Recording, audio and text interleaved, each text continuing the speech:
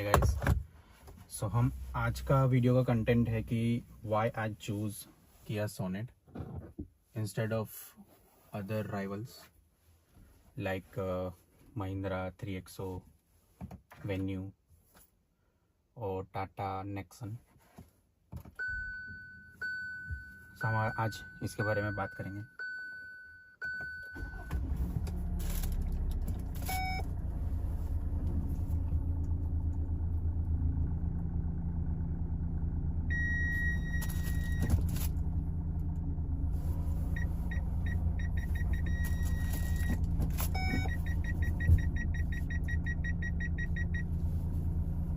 एक मेन तो नहीं बट एक ऐसा एडवांस फीचर बोल सकते हैं कि इसके अंदर फ्रंट पार्किंग सेंसर्स है जो आई थिंक बाकी सब में नहीं है। I am not sure but नहीं है शायद।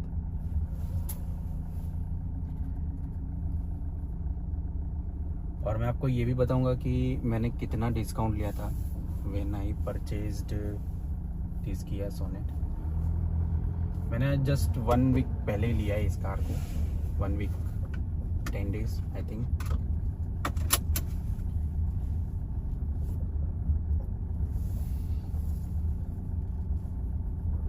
सो फर्स्ट ऑफ ऑल ये डीजल ऑटोमेटिक है। सबसे मेन रीज़न ये है कि डीजल ऑटोमेटिक है तो और जो राइवल कार्स है जैसे मैंने बताया नेक्सन है, वेन्यू है और 3XO है, उसमें diesel automatic proper automatic car नहीं है। AMT है बट उसमें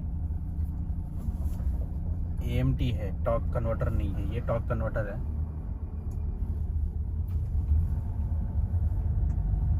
AMT में अगर आपने चलाया हो पेट्रोल और डीजल तो उसमें हल्का सा लैग आएगा जैसे as compare to torque converter. अगर आप टॉर्क कन्वर्टर का चलाते हो तो उसमें लैग फील नहीं होता है।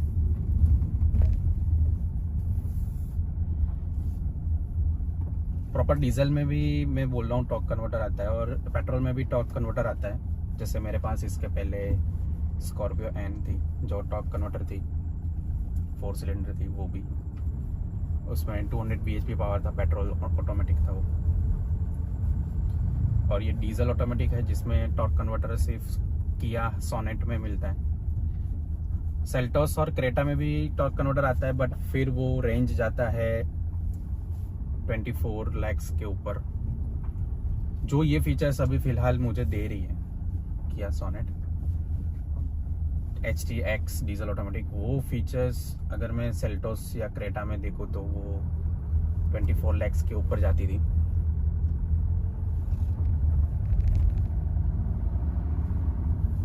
और अगर आपकी फैमिली छोटी है तो सोनेट इज परफेक्ट। बट अगर मोर देन 5 पीपल है और मोर देन 4 पीपल है, अगर 4 पीपल है तो सोनेट आई प्रीफर। बट अगर मोर देन 4 है तो सोनेट आपके लिए छोटी हो जाएगी थोड़ी, या फिर आप उसमें फिर क्रेटा या सेल्टोस ले सकते हैं if you want only torque converter engine. AMT आप ले सकते हैं AMT में, बट आपको प्रॉपर ऑटोमेटिक का फील नहीं आएगा। लोग IMT भी लेते हैं, बोलते हैं उसमें कि मैनुअल जैसा एवरेज मिलता है बट आई डोंट थिंक सो।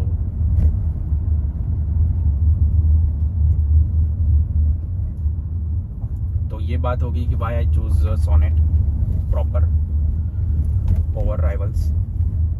और दूसरा चीज़, जब मैंने इसको परचेज किया था, मैं अभी फ़िलहाल ये मुंबई में घूम रहा हूँ मैं। ये पुणे की कार है। मैंने पूरा मुंबई में ऑलमोस्ट ऑल डीलर्स से मैंने इसका भाव निकलवाया था, रेट क्या निकलता है अभी। तो जो ऑफ़र अभी फ़िलहाल मुझे जो मिला था इन अगस्त 2025, वो मैक्सिमम मुझे 70-75,000 का डिस्काउंट को मिल रहा था मुंबई में। कुछ जगह पे मुझे 50-60,000 भी बोला है, कुछ जगह पे मुझे 30,000 भी डिस्काउंट मिला है। बट मुझे और डिस्काउंट चाहिए था। और इसके पहले मेरे पास और एक कार थी जो AMT थी, रेनो की थी। सो ये मेरी 4 इयर्स में 4th कार है। सो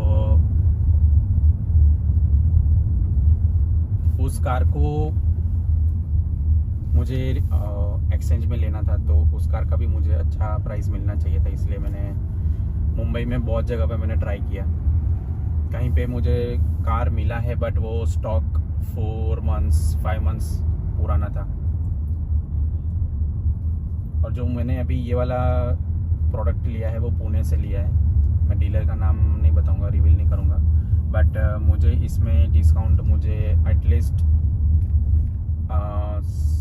75 के आसपास मिला है। और जो मुझे मुंबई में जो एक्सचेंज वैल्यू ऑफ़र किया गया था उससे तो थोड़ा अच्छा ही दिया है। इसलिए फिर मैंने, और मेन चीज़ पुणे से लेने का ये था कि मुझे ये कार 1 मंथ ओल्ड मिला, मतलब कि ये मैन्युफैक्चरिंग है जुलाई का और मैंने अगस्त में लिया था। तो मुझे ऐसा चाहिए था कि जो मतलब ज़्यादा पुराना ना हो। ऐसा लोग बोलते हैं, डीलर को जाके बोलो तो वो लोग भड़कते कि सर ऐसा मत करो, हमारे स्टॉक यार्ड में तो गाड़ी रहती है, आप अगर पुराना ऐसे देखोगे तो कैसे चलेगा। बट मैं ये बोलूँगा जो मतलब लेटेस्ट कार है वही उठाओ। अगर पुराना मॉडल पड़ा हुआ है तो उस पर अच्छा खासा डिस्काउंट मांगो और क्या। क्योंकि मैं आई लिटरली रिग्रेट, जब मेरी फर्स्ट कार थी बलेनो, वो मैनुअल थी, वो जेटा मॉडल था, 2020 में लिया था मैंने। वो मैंने लिया था आई थिंक सितंबर में, और वो था मार्च का मॉडल। तो वो उस पर मुझे डिस्काउंट मुझे ज़्यादा नहीं मिला था।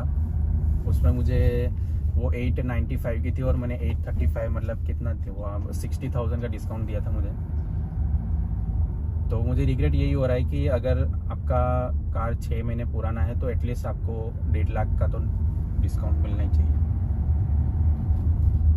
तो उस टाइम पे मुझे इतना आइडिया नहीं था, तो फिर भी 60,000 मिला था। तो उस टाइम पे मैं सोचा था कि वो 60,000 है, बहुत ज़्यादा है। और वो शोरूम में उन लोगों ने डिस्प्ले में रखी हुई कार मुझे दिया था, वो एक ही था, बिकॉज वो न्यू मॉडल लॉन्च होने वाला था बलेनो का। सो इसलिए फ़िलहाल AC नहीं किया है क्योंकि टेम्परेचर नॉर्मल है। मेरा मुंबई पुणे का रनिंग ज़्यादा है, इसलिए मैंने डीजल प्रीफर किया है। लोग बोलते हैं कि DPF का इशू आता है। Let's see, actually I have drive only 463 kilometres as of now.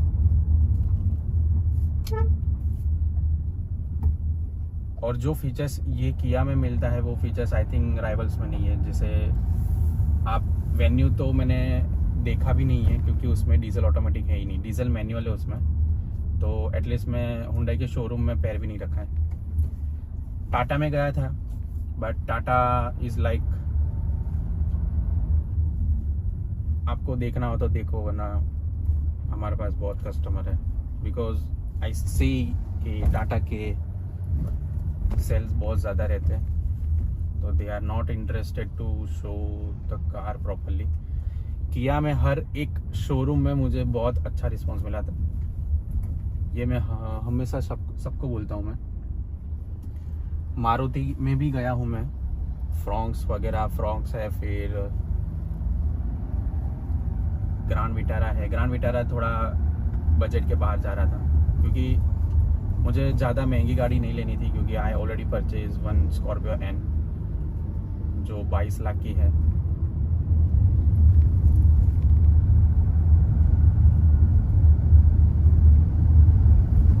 और वो पेट्रोल ऑटोमेटिक था, और ये मुंबई में थोड़ा चलाना उसको, इतनी बड़ी गाड़ी को थोड़ा मुश्किल पड़ रहा था, इसलिए फिर उसको नहीं रखा है मैंने अभी फ़िलहाल। ये डीजल ऑटोमेटिक को आप ले सकते हैं। वाई आई चूज़ पर दिस डीजल ऑटोमेटिक, और आप भी चूज़ कर सकते हैं। थोड़े बहुत रीज़न मैं बता सकता हूँ, जैसे एवरेज जो है यहाँ पे अभी MID पे शो हो रही है 14.1 और मैंने 2.8 किलोमीटर्स चला हूँ मैं। जैसे अगर इस ऑटोमेटिक में सोनेट में DCT वेरिएंट आता है। DCT is a dedicated clutch रहता है उसमें, जो 7 गियर्स रहते हैं उसके अंदर। और वो 7 गियर्स में कैसा रहता है कि आपको लैग फील बिल्कुल नहीं होता, और पावर मिलता है बट इंस्टेंट पावर मिलता है उसमें। बट अगर आप टॉर्क की बात करेंगे तो डीजल में ज़्यादा रहेगा। अगर आप हाईवे पे अगर चलाओगे तो मैं आपको इसका, ये नॉर्मल पे चल रही है,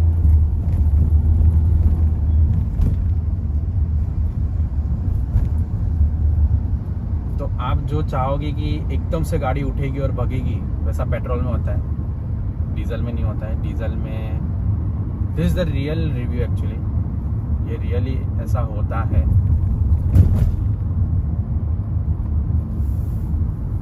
बहुत सारे लोग आपको नहीं बताएंगे ये चीज़ होती है डीजल में या पेट्रोल में।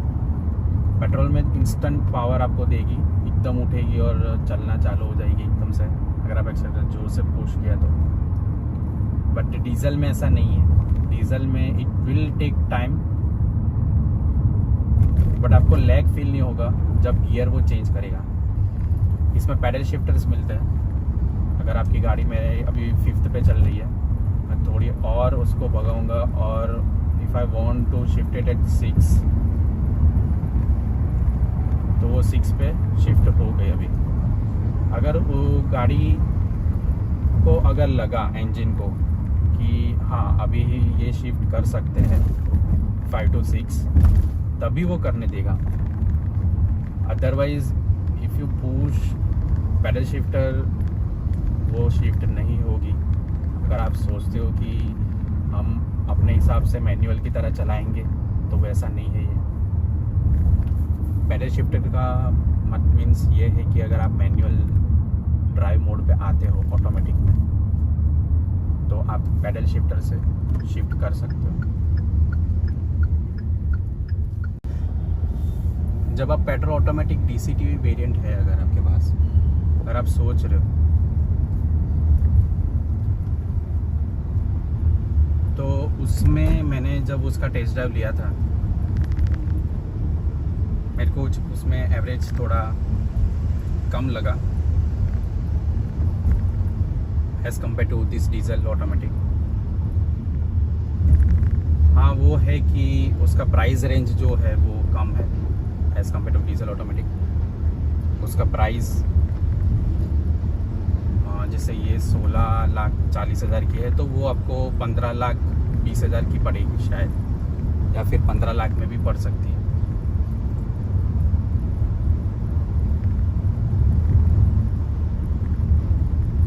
तो वो एक है कि 1 लाख रुपए बचाओगे आप, बट उसके सामने पेट्रोल आपका वो एक साल में 1 लाख कवर हो जाएगा। मैंने इसको 4,000 रुपये में, मैंने मेरी फर्स्ट वीडियो में भी बताया था कि 4,000 रुपये में मैंने डीजल फुल करवाया था। इसमें 44 लीटर और समथिंग कुछ आया था। इसकी 45 की कैपेसिटी है। शोरूम से निकाल के मैंने डीजल भरवाया था।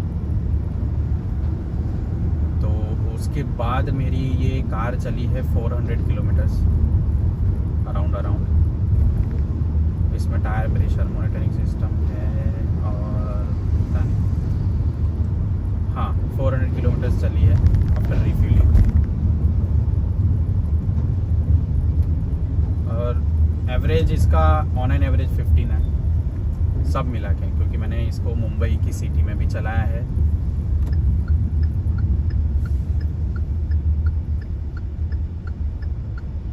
और हाईवे पे भी मैंने इसको चलाया है। मुंबई पुणे एक्सप्रेस हाईवे है जो, वहाँ पे भी मैंने इसको अच्छी स्पीड में चलाया है। मतलब 105 चलाया है मैंने। उससे ज़्यादा नहीं चलाया है क्योंकि अभी 1000 किलोमीटर होने के बाद मैं सोच रहा हूँ कि इसका थोड़ा और पुश करेंगे। ये गलत टर्न ले लिया है मैंने।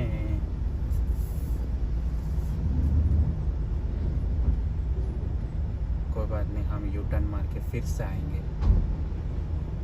इसको मैं स्पोर्ट्स में डाल के आपको बताता हूँ हाउ इट्स रनिंग। ये भी नॉर्मल है। स्पोर्ट्स में जैसे मैं कन्वर्ट करता हूँ वो एकदम से 2000 आरपीएम के ऊपर ही चला जाता है और वो अलग ही पावर से चलती है, बहुत एडवांस पावर देती है वो। इसको हैंडल करना थोड़ा मुश्किल है, इसलिए मैं इको पे आ गया वापस।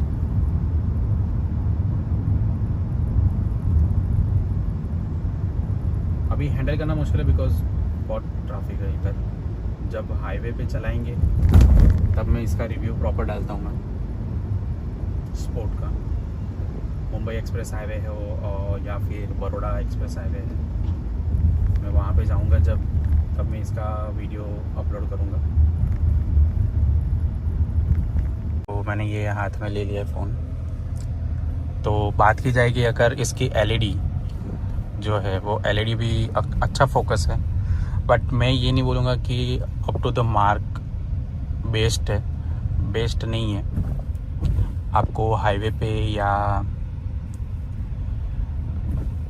जहाँ पे आपको बहुत ज़्यादा डार्क रोड आते हैं, जहाँ पे स्ट्रीट लाइट नहीं है, वहाँ पे आपको हल्का सा ऐसा फील होगा कि और अच्छी हो सकती थी लाइट।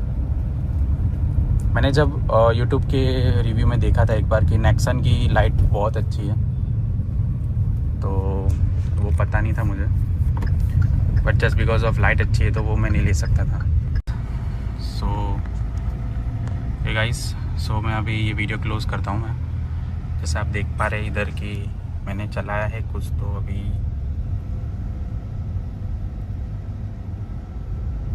10 किलोमीटर और 13.5 की एवरेज दिया है, जो मेरे लिए तो इनफ है। आज के लिए इतना ही, फिर मिलेंगे अगले व्लॉग में। Take care, good bye.